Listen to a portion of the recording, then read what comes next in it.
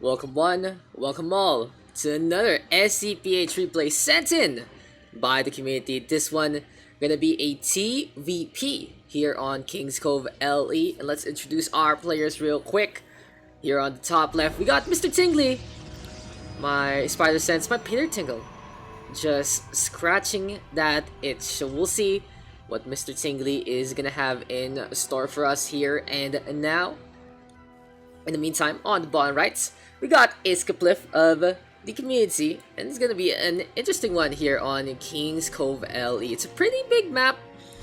I love the aesthetic, very beachy. Aloha oi. Maybe we'll find a Stitch somewhere.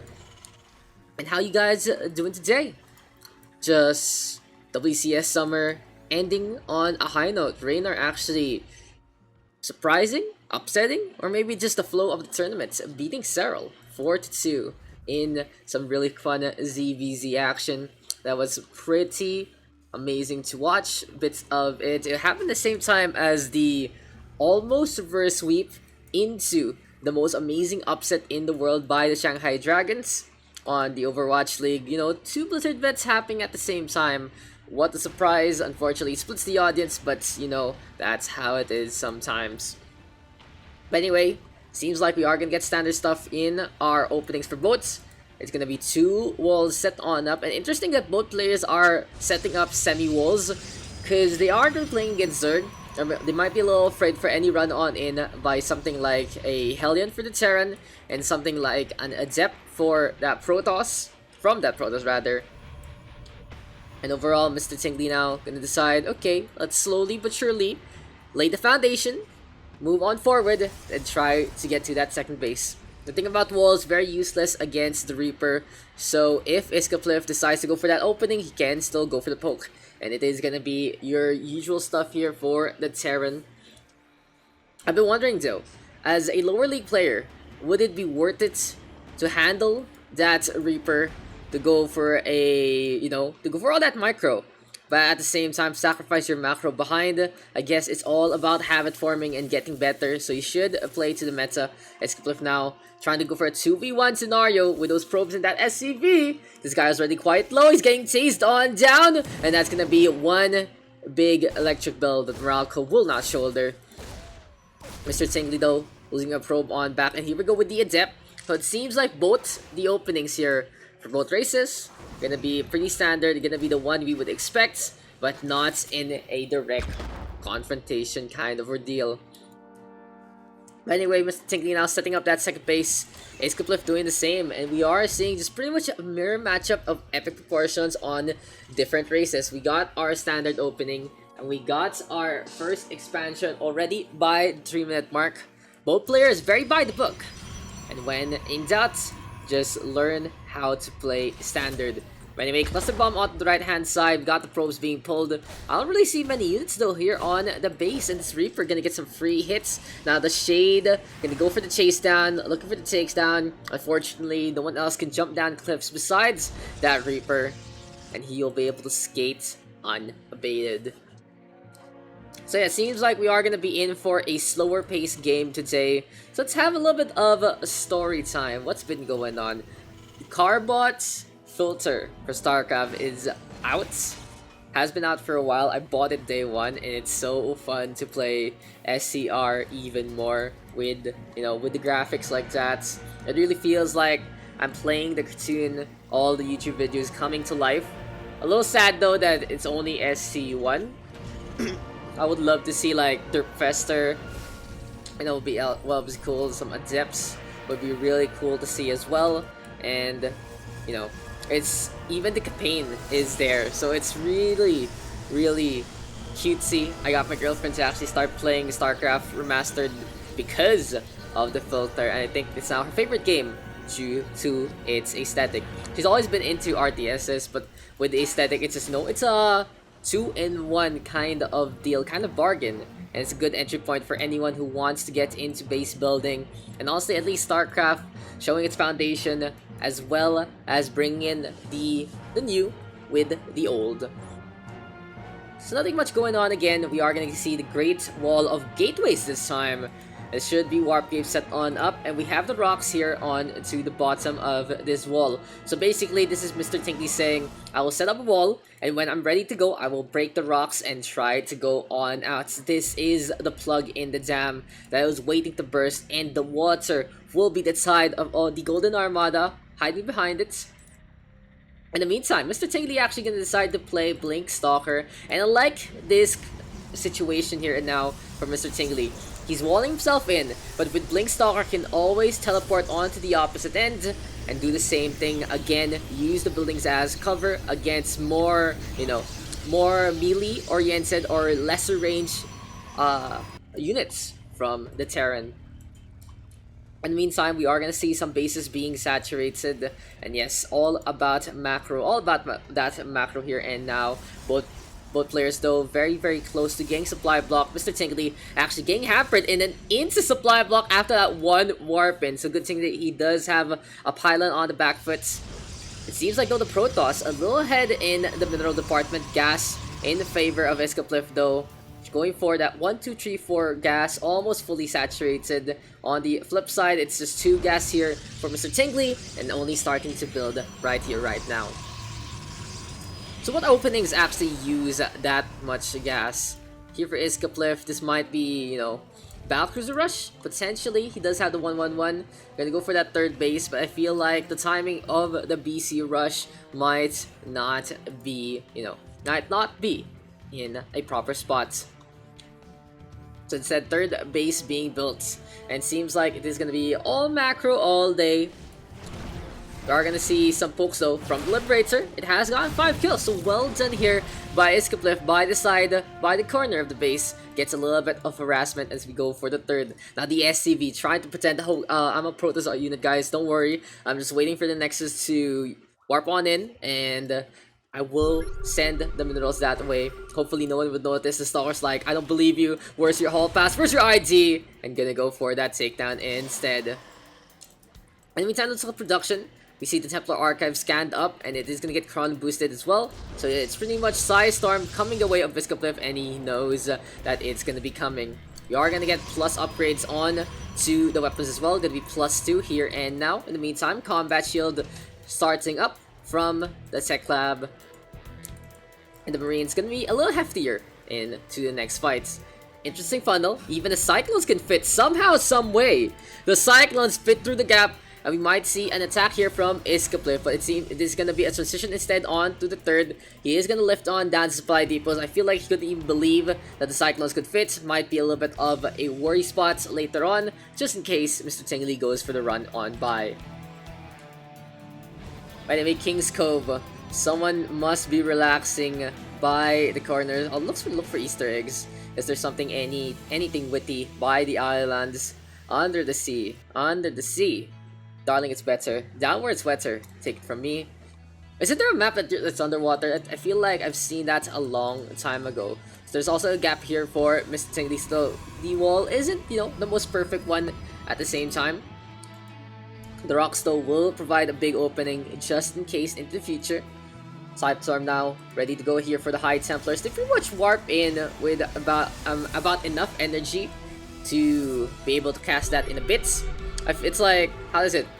They have enough for feedback, but they barely have enough. They almost have enough rather for Storm. But anyway, here we go again. We do have Iskaplif transitioning onto that low ground. Does MrTingly see this already? Yes, he does. Gonna go for the fights. Liberator setting on up, making a circle of demise, and Storm well placed to force the back on out. Liberator though taken out easily. The Cyclones can't go for any lock on, and that is gonna be the show already. But Iskaplif deciding it's gonna be a 2-act affair. He's gonna go for the drop play. We'll beat the cannons instead, and will this be a medevac drop in? All its load without actually unloading. We go for the stim drone shots. The stim back into play. Storm's now pretty hefty by the ramp, and it's a 2-pronged affair. The probes though getting corralled, and this is gonna be an execution of epic proportions. The Marines do get the assassination onto the workers, and MrTingly forgetting to put photon cannons here onto the main. So another successful drop here for Iskaplif forces the pull. The probes gonna be demanding compensation after that one, demanding some photon cannons, and this is gonna be a terrible funnel for MrTingly. The micro here from the red Protoss, not the best, but Iskaplif gonna run in to the cannons instead. A little bit of mistake there. MrTingly setting up the cannons here on the right hand side. Didn't think about any kind of opening that would transition to a drop on his main. Even one floating cannon. Since he had floating cannon set up here, and he had floating cannon set up here, the only real way to go through without dealing with the cannons would be straight, will be the displacements of the map. That's northwest line through the units, and that'll be easy takedown. But still, you might want to put a cannon or two on your probe line just in case there are any cloak units that get on by. There are fast units that can tank up the cannon shots.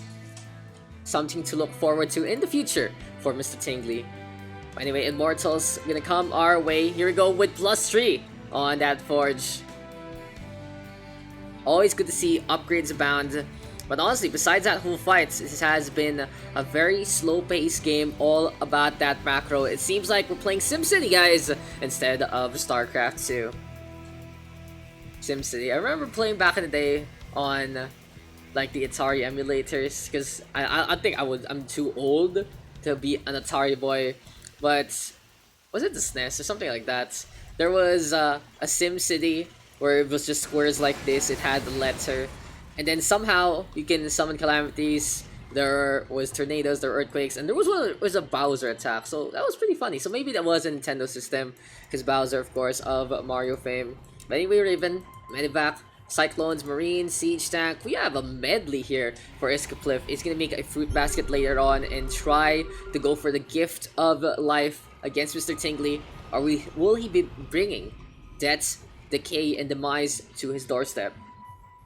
Still though, 3 bases here for Iskaplif. In the meantime, MrTingly gonna be on to the forts. Yes, we are coming into a situation. It is no real rush. 10 minutes endeavor here for boats. Sensor tower all the way on the outside. So Iskaplif might be playing this way too riskily. He's investing some minerals and some gas for this building, and this one zealot can easily take this down. Goes for the hits. The sensor tower is a very, very weak structure, and this might be a waste of resources. And it's burning on up. Can Iskaplif save it? Where are the SCVs? No one going for the repair. And 10, 9, 8, 7, 6, 5, 4, 3, 2, 1. It's down for the count.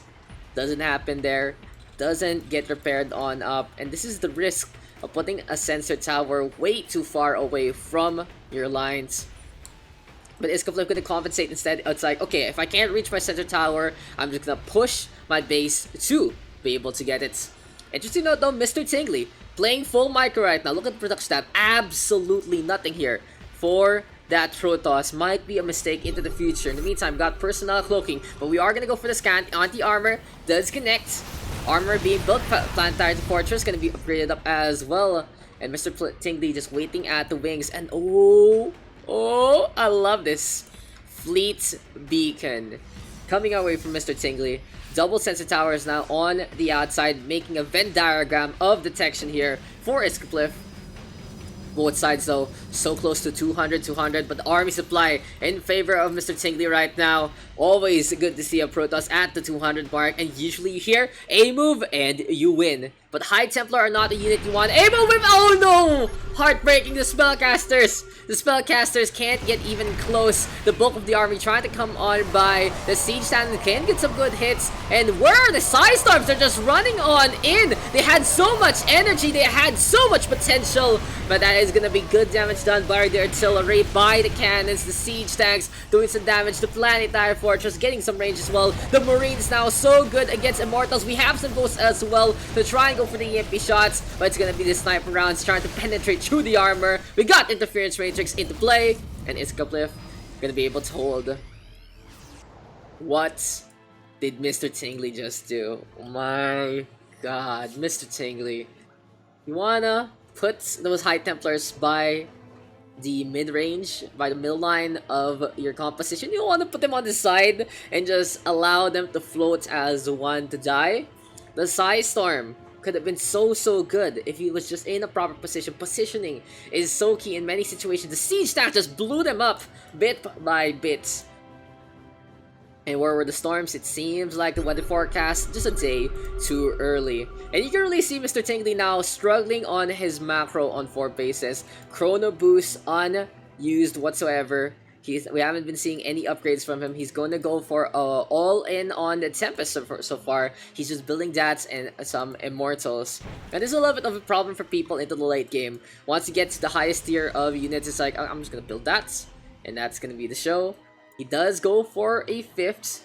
And the Tempest, not really the best units against a composition like this. Sure, you can start a step if we have enough. We do see a bulk of units though, some Archons. This time MrTingly's like, okay, if I can't even micro the high temp properly, might as well turn them into the Archons. They're very, very strong, they're very, very tanky, and they're good into the front lines. Now this is the question, guys. When do you go for Archon and when do you stay on the high temp? The usual answer I get is Archon for tanking, for getting some splash damage in the front line. This means against more mobile units that clump up. That can include Zealots and the like, and Marines. But at the same time, Psystorm so good at very light units, very swarmy units like Marines on the same side. Zerglings, anything that is stationary is a very easy target for Psystorm as well. So that includes things like Siege Tanks and Liberators, even though they won't get too much damage from the spell cast. It is gonna be still packing a punch. It all depends though on how you are gonna play this. Feedback, very, very important. That's something not to forget about. You lose feedback on Archon mode, and that's very strong against spellcasters. And speaking of Archons, they are very weak against Ghosts, because the EMP will be big, will try to come on in. We do have the Tempest though getting damaged out. Liberators making a cone. We do see the Hellfire Rockets just going for the shots. And that is going to be the Archon getting some value into the front. Ring around the Rosie, a pot full of Posey, and MrTingly deciding to go for the run on in. This puts the Tempest in the front line instead. A big mistake done by that Red Protoss. The Liberators again sitting on up Iskaplif doing the tango, but gonna back on out. Interesting enough, he doesn't want to play away from the Planetary Fortress. He will allow the Liberators though to get the free hits. He does lose a command center, but overall MrTingly just deciding to go, fuck it, run on the inside, and he loses absolutely everything. So who lost out on that? My money was on MrTingly. That was a lot of resources and so much production time used for those Tempests, and it is just thrown into the wind. But he does use up all his gas again. He will go for some more Archons. This is going to be MrTingly a little bit stuck in his ways. We are going to see the standard Zealot Archon composition. It's a very good way to balance out your resources. Zealots take up only minerals. High Templar, which turn into Archons, take up almost only gas. So overall, MrTingly now playing something that can mitigate his expenses, mitigate his spending. But will it mitigate the composition against him? Liberators, yes, do clump up, especially against anti-air formations. But with a setup like this, with the Archons, we do have the Ghost going for the nuke. And the Zealot's gonna warp on in. Is this actually gonna hit? MrTingly, please don't leave your base. MrTingly, oh my god, it's actually gonna hit! It's actually coming! And all the probes gonna be gone! Another nuclear missile to enjoy, ladies and gentlemen! And the Liberators making a valley of death. We're in Nevada now, guys. Iskaplif, my man. And this is a problem when you don't have cannons set on up there in the front lines. And where is the observers? Come on, guys. As a Protoss, observers, very, very important in so many situations. Oh my god, that nuke. Chills. That's a big hit on the economy. And MrTingly cannot afford a hit like that. He's been stuck in his ways with the mineral gas segregation. He uses the warp cycle to go for some stalkers. A little bit of, variety in his composition. But now he can't really warp in Zealots. He can go for some Archons again, but that might put him in the red. Iskaplif in the meantime, just making up minerals and gas along the way. We are gonna see 2 more nukes coming into our near future. But we'll see if the Ghost can actually connect with that one. What skin is that? Is that a special op or something? They're very feminine. Oh yeah, I think it's Spec Ops. It's cute. And I know there's an Easter egg. If you build enough ghosts, you can actually get a Nova Ghost, like literally Nova Terra. This is really cool. It's a little bit of a tidbit I only found out within the game. But now we have a base here. Well, how many bases does this guy have? 1, 2, 3, 4, 5, 6, 7. 7 base Protoss, not bad, but it really goes to show that he's not really able to saturate those 7 bases. It's just all for show. It's just prime real estate here for the Red Protoss. Nuclear missile coming our way again, this time onto the high ground. And Iskaplif, 9-dimensional chess. The photon cannons are in the front this time. Last time he went for the nuke, it was like, I'm gonna be in front, puts the photon cannons, and Iskaplif gonna go for another beautiful nuclear missile. Where is the probe pull? No, MrTingly too busy again fighting in the forefront. And every time MrTingly decides to attack, you see the production tab, absolutely nothing. Someone needs to work on the macro. But anyway, here we go again. The battle cruiser's now gonna go for the chase down onto the Tempest. We got how many nukes coming our way? It's only gonna be one. It's gonna be third one. And again, MrTingly struggling on the micro department. This isn't gonna be the biggest nuke, of course. The probes are not as bountiful as the last one. And here we go, MrTingly backing on out. He doesn't know what to do. This guy doesn't know what to do at all. The micro is not there. MrTingly is that kind of guy. He can only focus on one thing. He focused heavily on macro. He got 7 bases. Sure, that's cute. That's cool. But the moment he went for the fight, you don't see any production. You don't see anything building on the behind. And this guy has been left for dead. Left in the dust. He only has +3 on that ground weapons. He also has a +1 on armor, I believe.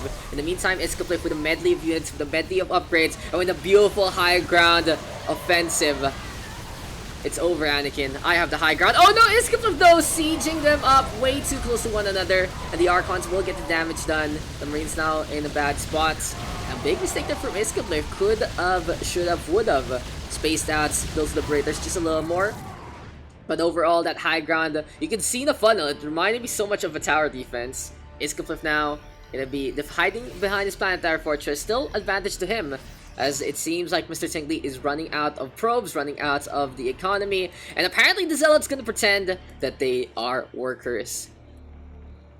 So what went wrong? It seems like MrTingly, just from the start, macro is macro, micro is micro. There is no distinction on what he can do. He can only do one of the two things. And then Iskaplif in the meantime, taking advantage of those situations. Beautiful nuke from the front.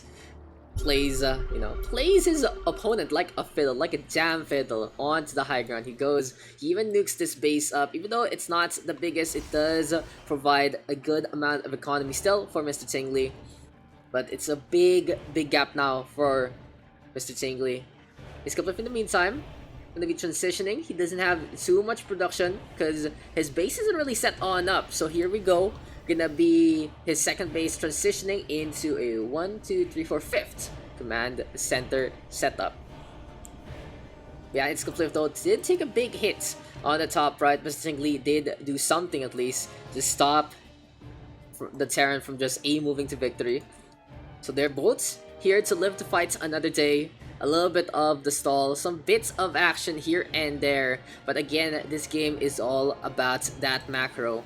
Speaking of macro, we are still at the battlecruiser era. We are going to see a Raven as well. Going to be very, very good with the anti-arm, with the interference matrix. We do get plating. It's cute that Terran finally figured out that they can just use the same armor for the ships as well as the vehicles. Now we go for the nuke directly on the army.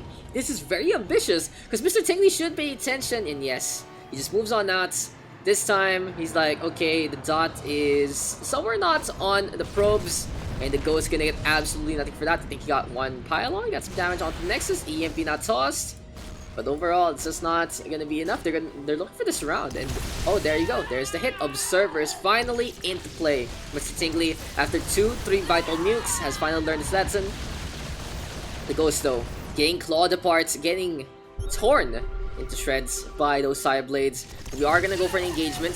The battlecruiser trying to come on back. The Tempest do get some good hits with those capacitors, with those balls of fury, but seems like the light show is gonna drop, and MrTingly will call GG. Doesn't even bother defending everything else. It seems like the A move did come our way eventually. And Iskaplif taking the win, cleaning up the base, checking out most of the map as well. Just wants to realize how big MrTingly set on up. But well played there by Iskaplif, playing it smart, able to juggle both the macro and the micro unlike his opponents, and the nuke just warms my heart. That was a longer game, guys. By the 25-minute mark, I realized that I haven't done the longer games in so long. I have one that's been like 6 weeks now, and it's a very long one, so I hope to get to that soon. But in the meantime, thank you for sending in those replays. Thank you for sending in to all the new people as well. And I'll see you guys in the next one. This has been Daks, and we'll keep the community running on the SCPH replays.